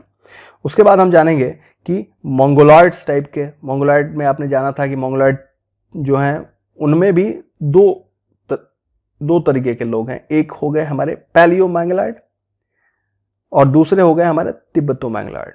पैलियो मंगोलॉइड में आपने जाना था कि जो यूजुअली आसाम के हिस्से वाले में जो लोग रहते हैं वो पैलियो मंगोलॉइड हो गए। तिब्बतो मंगोलॉइड मतलब लद्दाख, बाल्टिस्तान वगैरह वाला हिस्सा हो गया, सिक्किम, भूटान वाला हिस्सा हो गया, इन हिस्सों में जो लोग रहते हैं वो तिब्बतो मंगोलॉइड है। तो इस तरह से इनके फिजिकल फीचर्स में थोड़ा बहुत अंतर है, या एथनिसिटी में थोड़ा बहुत अंतर है, इससे हम पहचान जाते हैं। मेडिटेरियंस मैंने आपको बताया था, मेडिटेरियंस में भी 3 थे, पैलियो मेडिटेरियन, एक मेडिटेरियन और मतलब नॉर्मल मेडिटेरियन, और लास्ट था ट्रू और ओरिएंट मेडिटेरियन। यहाँ पे द्रविडियन वाले की बात हो रही है, मतलब कि हम कह रहे हैं पैलियो मेडिटेरियन के बारे में। किसी भी साउथ इंडियन को देखते ही आप चेहरे से पहचान जाएंगे कि ये साउथ इंडियन है। तो उस हिसाब से इनको फिजिकल फीचर्स है। यहाँ पे मैं सिर्फ साउथ इंडियन, एक नॉर्मल मैन की बात नहीं बोल रहा हूँ, ट्राइबल की बात बोल रहा हूँ। तो you can very well identify कि ये दिखने में कैसे हैं, तो आप इनको पहचान सकते हैं। फिर हम जानेंगे कि इनके इकोनॉमिक सब्सिस्टेंस के हिसाब से कैसे क्या खाते पीते हैं, या फिर अपना भरण पोषण, जीवन यापन कैसे करते हैं, उसके हिसाब से भी इनका क्लासिफिकेशन होता है। कुछ एक के जीवन के तरीके कुछ और हैं, कुछ खेती करते हैं, कुछ जो है अपना आज भी शिकार करते हैं, तो ये सारी चीज़ें ये करते हैं। तो इस तरह से हम देखेंगे कि इसके हिसाब से इनको कैसे बांटा गया। अब देखिए, हंटिंग और गैदरिंग करने वाले कादर, पेलियांस, ओंगे और जरावा हैं। और शिफ्टिंग कल्टीवेशन करने वाले हमारे मुंडा, बैगास, नागास और मिजोस हैं। शिफ्टिंग कल्टीवेशन आप जानिए, शिफ्टिंग कल्टीवेशन आपने ऑलरेडी पढ़ रखा है। शिफ्टिंग कल्टीवेशन क्या होता है कि ये जो ट्राइबल्स हैं वो क्या करते हैं, एक जगह के जंगलों को काटते हैं, वहाँ पे खेती करते हैं। जब भी वहाँ पे इनको लगता है कि वहाँ पे प्रोड्यूस कम हो गया, उस जगह को छोड़ के फिर अलग जगहों पे चले जाते हैं। सरकार को इससे काफ़ी तकलीफ होती है, क्योंकि इससे डिफॉरेस्टेशन तो हो ही रहा है, हमारे कई सारे पेड़ कट जा रहे हैं। लेकिन अब इनके शुरू से इनके आदतों में है, इसलिए वो आज भी करते हैं। मुंडा, बैगा, नागा और मिजोस। सेटल्ड एग्रीकल्चर कई एक हैं जो हमारे आपकी तरफ फार्मर हैं, बिल्कुल ही एक जगह पे रहते हैं, इनकी अपनी खेतें और वहाँ पे ये खेती करते हैं। इसमें हो गए बोडोस, गोंड और मीरी। कई एक इसमें आर्टिस्ट हैं, अशुर, अगरिया, कोलम और इरुलार। कई सारे पेस्टोरल हैं, मतलब कि वो जो भी गाय, भैंस, बकरी, भेड़ ये सब चरा के उनसे जो भी चीज़ें उनके दूध से या फिर उनको बेच के अपना जीवन यापन करते हैं। तो उसमें हो गए गाड़ीज, बकरवाल, टोडाज और मालदान। फोक आर्टिस्ट, आपने देखा होगा कि जो सपेरे होते हैं या फिर कई सारे मदारी का जो खेल दिखाते हैं, तो मदारी का खेल दिखाने वाले जो एक्रोबैट्स हैं वो यूजुअली उंडपट्टू हैं, और जो स्नेक चार्मर्स हैं, जो सपेरे हैं, वो कोटाज हैं। वैसे ही कई एक एग्रीकल्चर लेबर का भी काम करते हैं। आप देखेंगे कि कई सारे सर्विस और ट्रेड जैसे खासी, गारोस क्या करते हैं, कहीं कहीं जाकर के काम करेंगे, कई सारी चीज़ों में हैं, या फिर ये अपने यहाँ की बनी हुई चीज़ों का व्यापार भी करते हैं।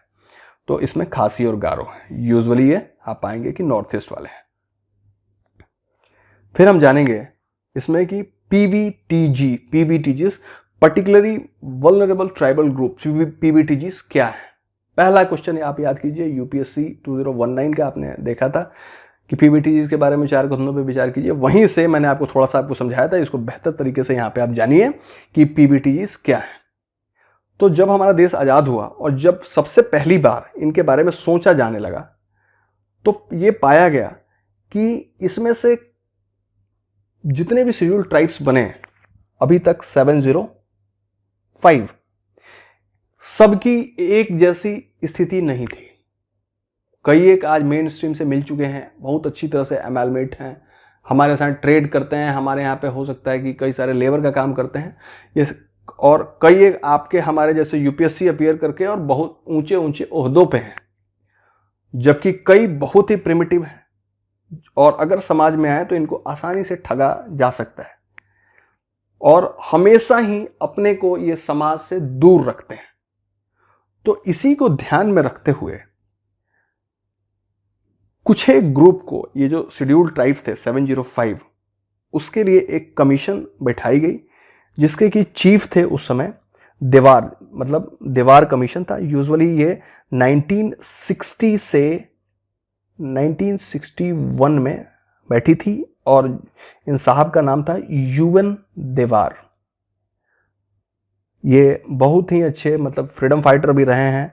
1948 से लेकर के और 1954 तक ये सौराष्ट्र, उस समय का जो स्टेट था, उसके चीफ मिनिस्टर भी रह चुके हैं। तो इन्होंने यूएन दीवार का एक कमीशन बना 1960-61 में, जो भी इसकी रिपोर्ट आई 1973 में, उसी रिपोर्ट के द्वारा एक प्रिमिटिव ट्राइबल ग्रुप, एक सेपरेट कैटेगरी बनाई गई, और इसमें उन लोगों को शामिल कराया गया जो बहुत ही प्रिमिटिव है।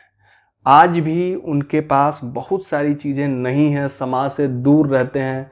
समाज के कई एक हैं कि समाज के सामने जाते ही बिल्कुल ही हॉस्टाइल हो जाते हैं। हम बेहतर तरीके से जानेंगे कि इनमें कौन कौन से इनके बेसिक फीचर्स हैं अगली स्लाइड में। लेकिन अभी जानिए कि स्टार्ट में जैसे ही ये ग्रुप बना, आपने जाना 1973 में, तो उसके बाद 1975 में इसमें से सिर्फ जो अभी अवेलेबल 705 ट्राइबल ग्रुप्स हैं, इनमें से सिर्फ 52 को शामिल किया गया था पीवीटीजीज में। उसके बाद 1993 आया, इसमें 23 को और जोड़ दिया गया, टोटल मिला के 75 हो गए। तो 2006 में इसका नाम बदल के, पहले इसका नाम प्रिमिटिव ट्राइबल ग्रुप था, और 2006 में इसका नाम बदल के पर्टिकुलरली वल्नरेबल ट्राइबल ग्रुप रख दिया गया। और टोटल एज ऑन डेट, मैं जब वीडियो रिकॉर्ड कर रहा हूं तो मैं 2020 की बात बोल रहा हूं और ये अप्रैल का महीना है, 17 या 18 तारीख जो भी ये चीज़ें, तो उस दिन को ये 75 PBTGs हैं। तो ये बात आपको बिल्कुल याद से रखनी चाहिए। 75 हैं, इसी पे क्वेश्चन आ जाएगा। और इन 75 में से मैक्सिमम जो है वो उड़ीसा में है, ये भी बात याद रखने की है। अब हम जानेंगे कि इनको हम कैसे पहचानेंगे, क्या क्राइटेरिया है इनको उसमें रखने का। चलिए देखिए, बेसिक कैरेक्टरिस्टिक क्या है। यूजुअली ऐसे जो PBTGs हैं, पर्टिकुलरली वल्नरेबल ट्राइबल ग्रुप्स, बहुत ही स्मॉल पॉपुलेशन में होमोजेनस होते हैं। इसके कहने का क्या मतलब है, देखिए हमारे में से, आप में से कई सारे एक ऐसे लोग हैं जो यूजुअली जाते हैं सोसाइटी में, अपने गांव में, दूसरे गांव में, वहां पे एक दूसरे से मिलते जुलते हैं, जॉब करने के लिए जाते हैं, कहीं और जाते हैं, मतलब बहुत सारे जगहों से हम हेट्रोजेनस हैं, कई सारे लोगों में जाकर के मिल जाते हैं।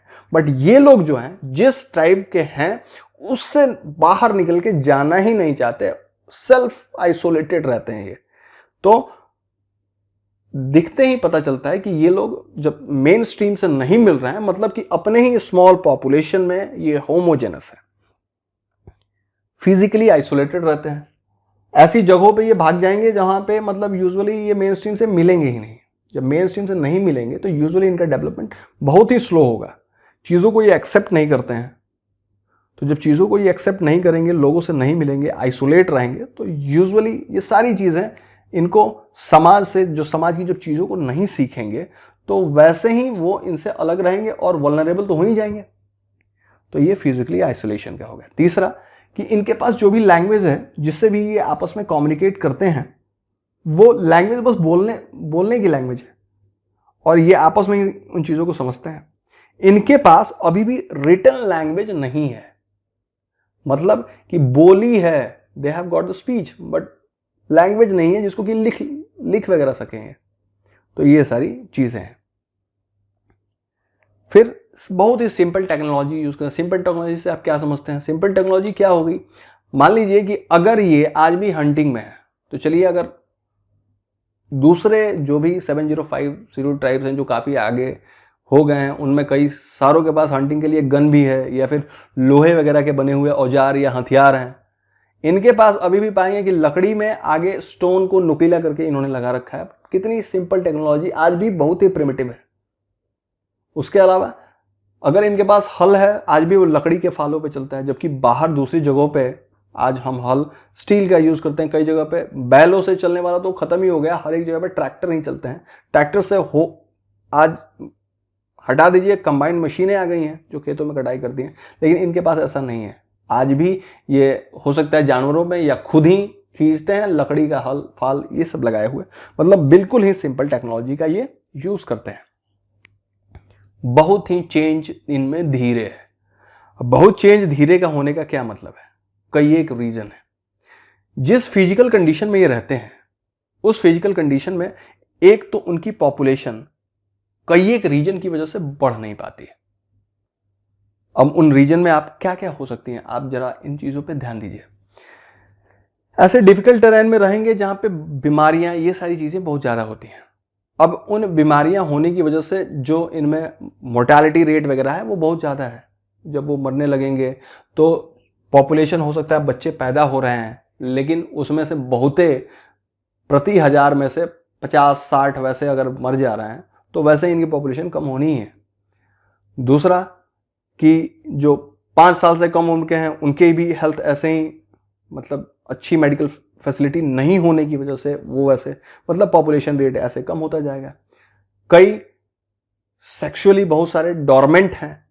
आप पाएंगे कि जो हमारे अंडमान निकोबार के जो आइलैंड हैं, वहां पे मैंने आपको बताया था अंडमानीज के बारे में, उनकी संख्या सिर्फ 19 है। ऐसा क्यों है? सिर्फ 19 क्यों है?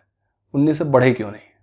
क्योंकि यूजुअली 30 से 32 साल की उम्र में ये रिप्रोडक्शन करने और बच्चा पैदा करने वाली स्थिति में आते हैं, और इसमें से कई सारे उससे पहले ही डिफ़िकल्ट टेरेन की वजह से कभी सांप काट लिया, कभी जानवर दूसरों से भिड़ के मर गए, या फिर जो भी प्राकृतिक आपदाओं की वजह से ये यूजुअली जो है डेथ कर जाते हैं। तो इस तरह से इनकी संख्या बढ़ नहीं पाती। तो जब ये चीज़ें, इनका स्लो रेट है, एक स्टैग्नेंट, आपने स्टार्ट में ही देखा था, एक स्टैग्नेंट पॉपुलेशन है या फिर डिक्लाइनिंग पॉपुलेशन है, तो ये सारी चीज़ें हैं। उसके हिसाब से इनमें एजुकेशन भी काफ़ी धीरे आएगा, एजुकेशन से तो इनका लगाव ही नहीं है, मतलब बिल्कुल ही अलग है। तो ये सारी चीज़ें, मतलब इनमें चेंजेस होंगी, बहुत ही धीरे होंगी। अब कुछ एक जो पीवीटीजीज हैं उनका मैं नाम आपको बताता हूँ। कोलाम हो गया, मारिया गोंड हो गया, बोंडो हो गया, खरिया हो गया, लोंडा हो गया, कोटा हो गया, जरावा हो गया और ओंगे हो गया। अब इन पीवीडीज के लिए सरकार इनके डेवलपमेंट के लिए क्या क्या स्कीम लाती है और ले आएगी। कई सारे फ्लेक्सिबल स्कीम ऐसे हैं, जैसे उसमें कई सारी एक्टिविटीज हो गई। अब देखिए, कुछ एक तो हैं, आप जरावा के पास, सेंटिलेंस के पास तो आप पहुंच ही नहीं पाएंगे, वो ऐसे आपको जान से मार देंगे, तो उनके ऊपर ये सारी स्कीम नहीं देनी है, क्योंकि गवर्नमेंट भी मानती है कि कुछ एक चीज़ें उनको सर्विसेज पहुंचा दीजिए, लेकिन इनको ओवर बर्डन नहीं करना है। ये सारी चीज़ें उनके पास, मतलब बहुत दूर आप रख दीजिए, पीने का पानी, ये सारी चीज़ें वो खुद ब खुद अपना जुगाड़ कर लेंगे। बेसिक फैसिलिटीज़ ये होने चाहिए, लेकिन एक बफर जोन क्रिएट कर दिया जाता है, उसके बाहर ही लोगों को रहना होता है। तो वैसे गवर्नमेंट जो हॉस्टाइल नहीं है, जो पीवीटीजीज, उनके लिए डेवलपमेंट के लिए बहुत सारे एक्टिविटीज़ लाती है। जैसे उनके लिए घर बना दिया, या फिर जिन हिस्सों में रहते हैं वहाँ पे इनके लिए लैंड दे दिए, ज़मीनें इनको दे दी, खेती के लिए इनको कहीं से बीज दे दिया, खेती तक इनके पानी पहुँचवा दिया। तो ये सारी चीज़ें सरकार करती है। इनके लिए पशुपालन में इनके गाय बछड़ों, ये के लिए इनको अच्छी दवाइयाँ दे दी, उनके लिए चारा दे दिया। तो ये सारी चीज़ें इन पीवीटीजीज के लिए किया जाता है। उसके अलावा कई सारे सेंट्रल असिस्टेंस भी इनको स्पेशली दिए जाते हैं, जैसे पढ़ाई में फ़ायदा हो गया अगर ये पढ़ना चाहें तो। और कई सारे उसके अलावा ट्राइबल सब स्कीम भी हैं, जो कि सेंट्रल और स्टेट गवर्नमेंट वगैरह मिल करके चलाती हैं। फिर आप पाएंगे कि वैसे ही मैंने आपको बताया था कि 75 में से मैक्सिमम नंबर जो है उड़ीसा का है, इसलिए उड़ीसा का यहाँ पे जिक्र करना बिल्कुल ही जरूरी है। उड़ीसा ने यूनिसेफ के साथ मिलकर के एक जीवन संपर्क प्रोजेक्ट ये चलाया, काफ़ी बेहतर था। और कई सारे पीवीटीजीज के लिए, मतलब इनमें अवेयरनेस क्रिएट करने के लिए कि ताकि वो डेवलप कर सकें, और स्टेट गवर्नमेंट उनके लिए कई सारे दूसरे वेलफेयर मेजर्स लाती है। क्या क्या ये मेजर्स ला सकती है, कैसे वो डेवलप करेंगे? एक तो उनके पास एक ऑल वेदर रोड आप बनाइए, कि कैसे भी सरकारी चीज़ें उनके तक पहुंच सकें। दूसरा, उनके लिए एजुकेशन फैसिलिटीज़ लाइए। तीसरा, उनके लिए हेल्थ वगैरह का ध्यान दीजिए आप। चौथा, एक्सप्लॉयटेशन ना हो, शोषण ना हो। एक्सप्लॉयटेशन करने का ये क्या मतलब है? कई सारे बाहरी लोग जो देखने के लिए इनको जाते हैं, जब देखने के लिए जाते हैं तो many of them because of there adventure nature they become sexually active, और इनके साथ उसमें भी इंगेज हो जाते हैं। तो ये सारी चीज़ें एक्सप्लॉयटेशन है।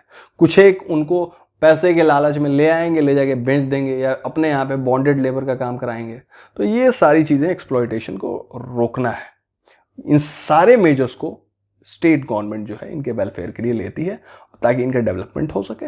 और उसके अलावा कई एक जॉब में, प्रमोशन में, कई सारी चीज़ों में इनको जो है रिजर्वेशन दिया जाता है। अब हम जानेंगे कि डी नोटिफाइड ट्राइब्स क्या है। तो डी नोटिफाइड ट्राइब्स के बारे में जानिए। इनको हिंदी में कहा जाता है विमुक्त जनजातियां। अब अंग्रेजों के टाइम में 1871 में एक क्रिमिनल ट्राइब एक्ट आया, अंग्रेज लेके आए थे, और उसके हिसाब से कुछ एक ट्राइब्स को अंग्रेजों ने इस क्रिमिनल ट्राइब एक्ट के तहत लिस्टेड कर दिया। अब उसमें लिस्टेड होने के बाद करना क्या होता था, उस ट्राइब के जितने भी, एक बच्चा से लेकर के, मतलब आप चाहे किड्स की बात कीजिए, या फिर वुमेन की बात कीजिए, या फिर मैन की बात कीजिए, सबको जो है वहाँ के जो कमिश्नर होता था उसके पास जा करके, या कोई भी ऑफिशियल के पास जा करके हाजिरी लगानी पड़ती थी। अब इनको क्रिमिनल ट्राइब्स में क्यों रखा गया? आप जरा सोचिए। आपने जाना कि ये जो ट्राइबल ग्रुप्स हैं वो कई सारे इनमें प्रिमिटिव्स हैं, कई सारे ऐसे हैं जो कि बहुत पिछड़े हैं, मेन स्ट्रीम से नहीं मिले हैं। तो आउट ऑफ हंगर अगर वो आपके घर के सामने से जाता है एंड इफ यू फाइंड कि भाई आपके यहाँ दरवाजे पे कोई पेड़ लगा हुआ है, उस पे फल हैं, तो उसने छुपा के अपने खाने के लिए, अपने बच्चों को खिलाने के लिए, अपने कुनबे को खिलाने के लिए अगर कुछ फल तोड़ लिए, तो अंग्रेजों ने उनको जो हमारा क्रिमिनल ट्राइबल एक्ट में उनको नॉमिनेट कर दिया, उसकी लिस्ट में शामिल कर दिया। देखते ही अब उससे उनको घाटा क्या होता था? किसी को भी पता चलता था कि भाई ये अंग्रेजों के द्वारा क्रिएट की गई क्रिमिनल ट्राइब एक्ट 1871 के तहत आता है, कोई उनको उस समय में जॉब नहीं देता था, घर पे लेबर का भी काम कराते, उनको देखते ही लोग भगाते थे। प्लस कोई भी अगर कहीं पे भी क्राइम हुआ तो सबसे पहले इन्हीं को पकड़ा जाता था। काफी बुरी बात थी। और जो भी वो काम करते थे सब में नॉन बेलेबल, इनके लिए नॉन बेलेबल ऑफेंसेस में इनको रखा जाता था कि भाई इनका बेल नहीं होगा जब तक ये कन्विक्ट ना हो जाए। तो ये सारी चीजें, हमारा देश आजाद हुआ 1947 में। उसके बाद से 1952 में इसके ऊपर गवर्नमेंट ने ध्यान दिया और इस क्रिमिनल ट्राइब एक्ट को हटा दिया, क्रिमिनल ट्राइब एक्ट 1952 ला करके। फिर भी इसका नाम इन्होंने लिखा क्रिमिनल ट्राइब एक्ट। और लेकिन किया क्या, इनको डी नोटिफाई कर दिया कि भाई अब तुम लिस्ट में नहीं हो। लेकिन उसके साथ ही 1959 में गवर्नमेंट ने एक दूसरा इनको क्लासिफिकेशन दे दिया कि ये हैबिचुअल ऑफेंडर है। ध्यान दीजिए, उस समय ये डिफरेंशिएशन तो अंग्रेज कर रहे थे, आज हमारी गवर्नमेंट उनके साथ कर रही थी। 1959 में हमारे अपने इंडियन लोग अपने यहां के लोगों को, चलो वो ट्राइबल्स ही हैं तो उनको चलो वहां से डी नोटिफाई किया, बट हैबिचुअल ऑफेंडर में डाल दिया कि ये कोई भी गलती करेंगे ही करेंगे। क्यों? आप उनकी चीजों को, बेसिक चीजों को समझिए, क्यों गलती कर रहे हैं। Because they don't have education, उनके पास पढ़ाई नहीं है, उनके पास हेल्थ सर्विसेज नहीं है, खाने को कुछ नहीं है। तो उनको खाने की लालच में हमारे आपके जैसे लोग पैसे देकर के कहीं से कुछ और उठवा देते होंगे, चोरी करवा देते होंगे। इसलिए उन्हें जो है बाद में 1959 में हैबिचुअल ऑफेंडर की लिस्ट में शामिल कर दिया। फिर यूएन की एंटी डिस्क्रिमिनेटरी बॉडी जो है, कमिटी ऑन रेशियल डिस्क्रिमिनेशन का नाम हम देते हैं, इसको सर्ड भी कहा जाता है, उसने इंडिया से कहा कि भाई इनको हैबिचुअल ऑफेंडर का जो आपने टैग दे रखा है उसे हटाइए। 2008 में national commission for the notified और nomadic and semi nomadic tribes की बात होने लगी। बाद में जो काफी अच्छा जो चीज हुआ, इसके बारे में हम जानेंगे कि एक आइडेट कमीशन बनी। आइडेट कमीशन जो है वो 2015 में बनी और इसके जो मेन जो चीफ थे, चेयरमैन थे, वो थे भिखू रामजी आइडेट। इन्हीं के नाम पे ये आइडेट कमीशन है। इस कमीशन ने 2018 में अपनी रिपोर्ट दी। इस रिपोर्ट में इसने ये कहा कि चूंकि इनको डी नोटिफाई कर दिया गया, बट आज भी इनके ऊपर जो सोशल स्टिग्मा वैसा का ही वैसा है। सोशल स्टिग्मा कहने का मतलब है कि पहले की से अभी भी लोग जानते हैं कि ये जो जनजातियां हैं वो चोरों में हैं या फिर लुटेरों में आती हैं, क्योंकि अंग्रेजों ने ऐसा कहा था। आज भी इनको जॉब मिलने में, इनको कोई काम देना नहीं चाहता, किसी जगह पे इनको जाते ही समाज में नीचा देखा जाता है। तो इस आइडेट कमीशन की रिपोर्ट में जो 2018 में आई, उसने कहा कि भाई इन चीजों की वजह से ये अपने भरण पोषण, ये सारी चीजें नहीं कर पा रहे हैं, अभी भी ये बातें चल रही हैं। इसलिए गवर्नमेंट इसके ऊपर विचार कर रही है। इवन आइडेट कमीशन ने ये कहा है कि जैसे आपने एक जो कमीशन बना रखा है, commission for the scheduled caste, commission for the scheduled tribes, वैसे ही एक कमीशन आप और बनाइए जिसमें कि हमारे नोमैडिक और सेमी नोमैडिक और हमारे डी नोटिफाइड ट्राइब्स के लिए वो स्पेशल हो और इनको उसके हिसाब से अलग से रिजर्वेशन वगैरह दिया जाए। फिलहाल अभी इनको रिजर्वेशन दिया जाता है। तो ये आपने जाना डी नोटिफाइड ट्राइब्स के बारे में। मैं इनमें कौन कौन से हैं वो नहीं बताऊंगा और आपको भी ये नहीं जानना चाहिए, because knowing about this will make you prejudice. पहले से ही आप ये बात सोचने लगेंगे कि ये इस ट्राइब का है, मतलब कि पक्का ये चोर होगा या फिर लुटेरा होगा। इसलिए लेट अस रिमूव दिस, जो इनके ऊपर जो स्टिग्माइजेशन है, समाज में जो इनके ऊपर कलंक है, तो इसको न जान के ही हम, बेहतर है कि इसको न जाने। तो डी नोटिफाइड ट्राइब्स क्या होती हैं और ये क्या क्या चीजें इसमें हुई हैं, आपने इसको अच्छी तरह से जाना। अब हम जानेंगे कि ट्राइबल्स की जो हालत है वो ऐसी क्यों है, आज भी वो इतने पिछड़े क्यों हैं। एक तो एलियनेशन हो गया, चलो वो अलग रहते हैं, अलग रहना चाहते हैं, आज भी वो पुराने ही तरीकों से वो काम चला रहे हैं, लेकिन उसके अलावा भी जो मेन स्ट्रीम में आ रहे हैं वो क्यों पिछड़े हैं, क्योंकि एक पूरा चक्र चलता रहता है और वो चक्र कभी भी स्ट्रेट नहीं होता ताकि उनकी गरीबी जो है वो खत्म हो जाए। चलिए हम देखते हैं कि ये जो चक्र है वो क्या क्या है। देखिए, लैंड एलियनेशन। बहुत ही गरीब लोग थे, जो भी उनके पास खेती थी वो उस पर खेती करते थे। अब चाहे राजाओं के ज़माने में या हमारा देश आज़ाद हुआ और जमींदारों के ज़माने में, नॉर्मल लोगों के ज़माने में, ये लोग चूंकि कमज़ोर होते थे, आर्म्ड नहीं होते थे, हमारे आपकी तरह समर्थ नहीं थे, तो हम में से कईयों ने उनकी ज़मीनें छीन ली। कुछ एक जो कि फॉरेस्ट वाले हिस्से में रहते थे, फॉरेस्ट वाले हिस्सों में रहते थे, सरकार को लगा कि ये फॉरेस्ट को नुकसान पहुंचा रहे हैं। अंग्रेजों ने भी उनमें से कईयों को बहुत ज़्यादा मारा पीटा, उनका बहुत ही, मतलब आप समझ लीजिए कि प्रोसिक्यूशन किया और उनसे, मतलब जो बेसिक इनके फॉरेस्ट राइट थे वो भी इनसे छीन लिए गए। तो जब इनके लैंड से इनको एलिनेट कर दिया गया तो इनके पास कुछ भी नहीं बचा, तो ये गरीबी का साइकिल तो वैसे ही चलता रहेगा। तो आपने समझा कि लैंड एलिनेशन से ये कैसे ये साइकिल चलता है इनका। उसके अलावा है पॉवर्टी और इंडेप्टनेस। गरीब हैं और कर्ज के बोझ में दबे हैं। अब जानिए गरीब क्यों है। अमीर होने के लिए यू मस्ट हैव मनी, और वो पैसे आएंगे कहाँ से, या तो आप अपने जो भी एंसेस्टर्स रहे हैं उनसे आपको लिगेसी में मिली हो, या आपने पढ़ाई करी, पढ़ाई करने के बाद से आपने कहीं पे जॉब किया, मेहनत की, बेहतर हुए, और इस तरह से आप जो है सारी, मतलब धीरे धीरे आप गरीबी से अच्छे हो गए। ये देखिए, ये बिल्कुल ही एलियनेट रहते हैं। इनके एंसेस्टर ने इनको अपने जैसा ही, हो सकता है हल पकड़ाया हो, या फिर जंगल काटने के लिए जो शिफ्टिंग कल्टीवेशन है उसके लिए दाब पकड़ाया हो कि इन चीज़ों से काटना है, या फिर तीर धनुष पकड़ाया हो। मतलब हमारे आपके जैसे जो भी मटेरियल्स हैं, जो भी पैसे हैं जो हमें और आपको एंसेस्टर से मिले, वो इनको नहीं मिले। चलिए, हम में से बिल्कुल हमारे मेन स्ट्रीम में भी बहुत सारे ऐसे लोग हैं जिनको ये चीज़ें नहीं मिली, बट हमें एजुकेशन मिली। गवर्नमेंट ने लगभग 14 साल के उम्र तक के जो भी बच्चे हैं उनको फ्री एजुकेशन दिया है, ये तो हम सभी जानते हैं। बट ये लोग उन चीज़ों से दूर रहते हैं।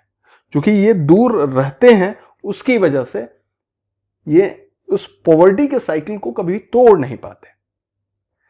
चलिए, पॉवर्टी के साइकिल को जब वो तोड़ नहीं पाते, तो फिर जब इनको जीवन यापन करना है, और कुछ एक जो मेन स्ट्रीम में आने लगे हैं, वो क्या करते हैं, खाने के लिए या फिर एक नॉर्मल जो भी इनको अपने कल्चरल नॉर्म्स हैं, कल्चरल रिलीजियस एक्टिविटीज़ हैं, उसको पूरा करने के लिए किसी से लोन ले लेते हैं।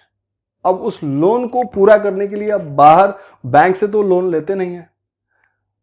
मान लीजिए 100 रुपये लिया और प्रत्येक महीने के हिसाब से 100 रुपये पे 5 रुपये 10 रुपये के हिसाब से इनसे जो लोकल जो भी लैंडर्स हैं वो उनसे इंटरेस्ट लेते रहते हैं।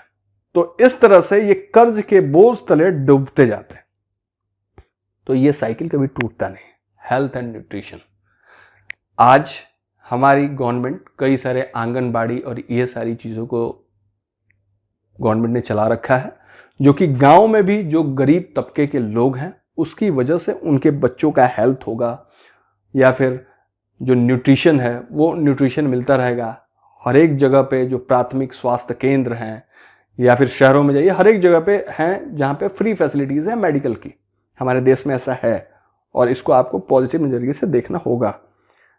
ये लोग चूंकि इन चीज़ों से दूर रहते हैं, इनमें से कई एक जंगलों में रहते हैं, या फिर कई सारे ऐसे लोग जो नक्सलिज्म के चक्कर में पड़ गए हैं, जहां पे ये नक्सलाइट्स इनके पास हेल्थ एंड सर्विसेज को पहुंचने ही नहीं देते हैं।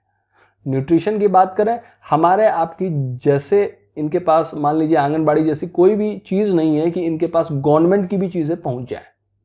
उसके अलावा खाने पीने के लिए हमारे और आपके पास जो ग्रेन्स होते हैं या बाहर से हम जो चीज़ अपने लिए लाते हैं वो चीज़ें इनके पास पहुंच ही नहीं पाती, तो इनका हेल्थ वैसे ही डिग्रेड होते जाता है। और ऐसे फिजिकल जो भी टेरेन में ये रहते हैं और इतना ऐसा वो मतलब कठिन परिवेश होता है कि वहाँ पे मच्छर काटेगा और हम आप यहाँ पे मच्छरदानी लगा के सोते हैं, तो एक हेल्थ इशू ये हो गया। न्यूट्रिशन के बारे में भी ऐसी कई एक चीज़ें हैं और इन सब पे आपको एकदम बैठ के विचार करना होगा। तो ये हेल्थ और न्यूट्रिशन का इशू हो गया। एजुकेशन आपने जाना, एजुकेशन गवर्नमेंट चाहती है इनको पढ़ाया जाए, लेकिन because of their nature to stay isolated वो कई एक उसमें से एजुकेशन लेते नहीं हैं। एक तो ये रीजन हो गया, एक आइसोलेशन का रीजन। ओके, उसके अलावा आप दूसरा भी कारण होगा। दूसरा कारण मैं आपको बता रहा हूं, कई एक ये सोचते हैं कि अगर वो लेबर का काम करते हैं तो चलो एक बच्चा भी जा करके अगर लेबर का काम करता है तो उसको भी कुछ एक पैसे मिल जाएंगे। लेकिन इन सबको ये पता होना चाहिए, क्योंकि मेन स्ट्रीम में रहेंगे तब पता होगा कि स्कूल जाने पे उन बच्चों को खाना भी मिल जाएगा और वो भरपेट मतलब सारी चीज़ें और इनको पढ़ाई भी हो जाएगी।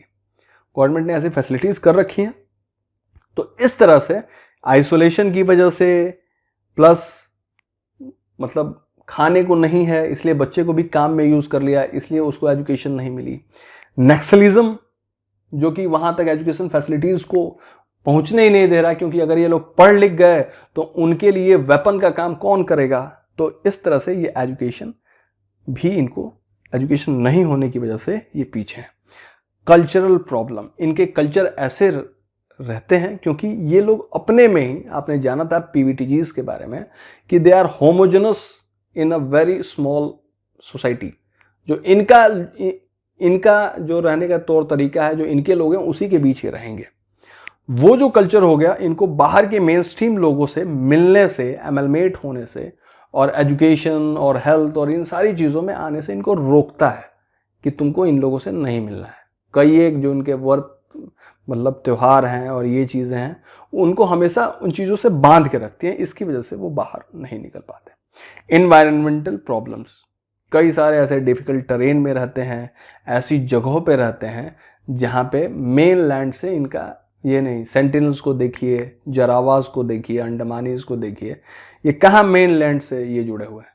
सुनामी आता है, कई एक उसमें वैसे मर जाते हैं। वैसे कई बार थंडर आए या फिर मच्छरों ने काटा, ये सारी चीज़ें हुई।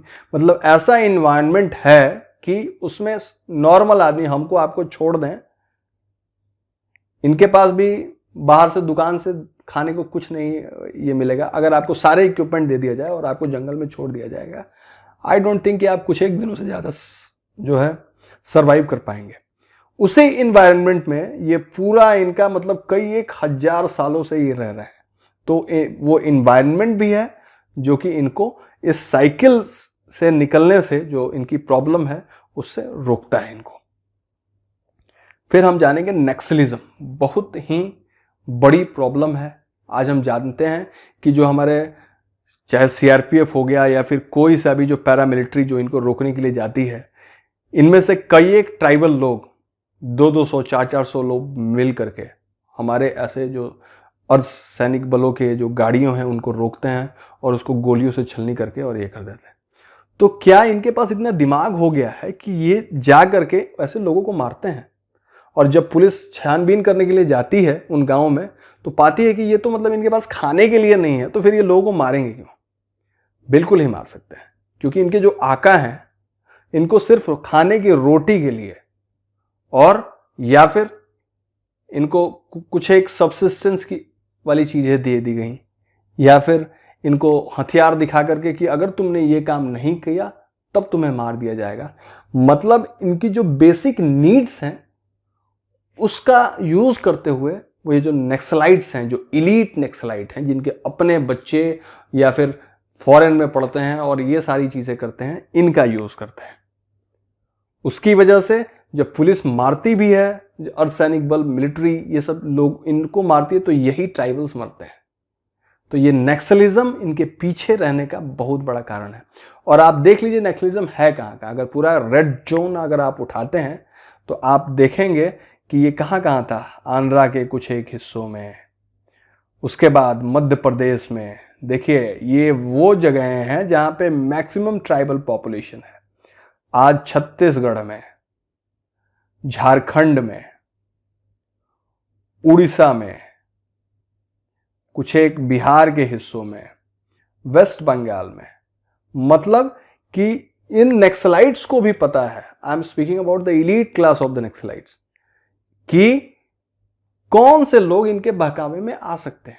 ये बेचारे भोले भाले मेन स्ट्रीम से दूर लोग, जो मैंने आपको बताया था कि वैसे वल्नरेबल हैं, वो जिनके पास खाने को नहीं है, उनके पास बस आप पहुंचिए, बस खाने को दीजिए, and they will be ready to shoot anyone. तो यही चीज़ें होती हैं।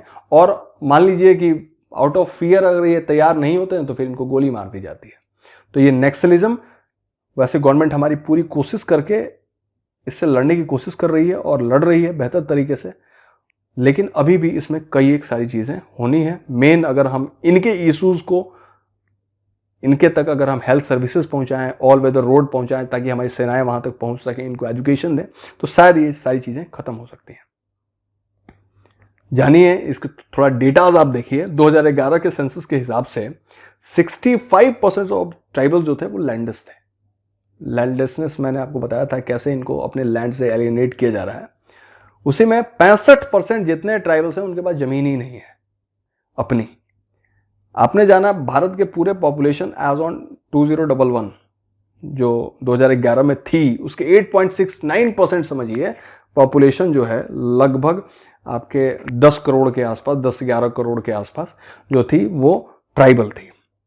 लेकिन इसमें से जो 55% लोग हैं वो अपनी जगहों पे नहीं है।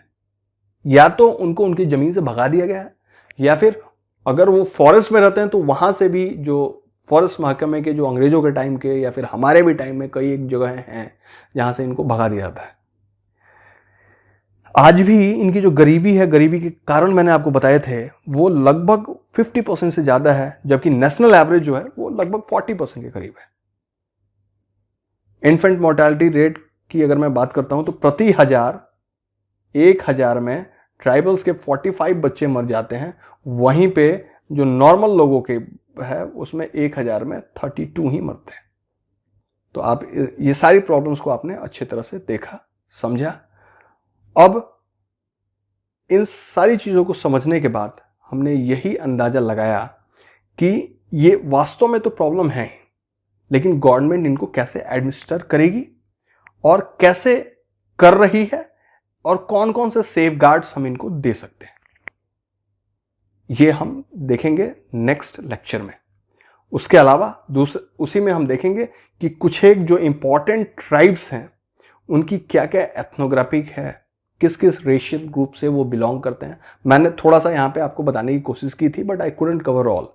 But in the next lecture आपको मैं ऑलमोस्ट 30 प्रोमिनेंट ट्राइब्स के बारे में बिल्कुल ही डिटेल, क्या खाते हैं, कैसे रहते हैं, कैसे दिखते हैं, कहाँ कहाँ से रहने वाले हैं, जीवन यापन कैसे करते हैं, ये सारी चीज़ें, एजुकेशन वगैरह कौन कौन सी उनमें मतलब कहाँ पे कितने आगे हैं, वो मैं बिल्कुल बताऊंगा।